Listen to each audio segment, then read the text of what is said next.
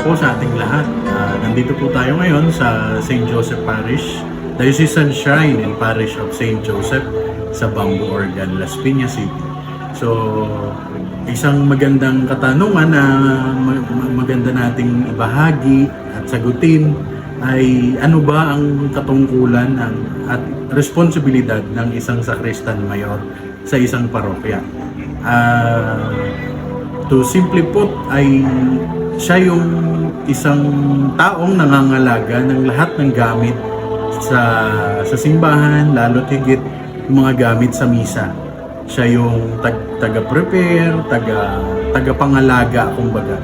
So kung ano yung pangangailangan sa bawat misa, siya yung una nating lalapitan at hihingian ng tulong para sa mga pangangailangan sa simbahan, sa mga gamit, lalo't higit sa misa.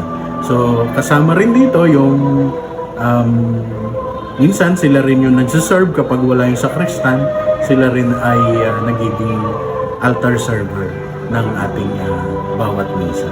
So I hope nakatulong. Maraming salamat. God bless.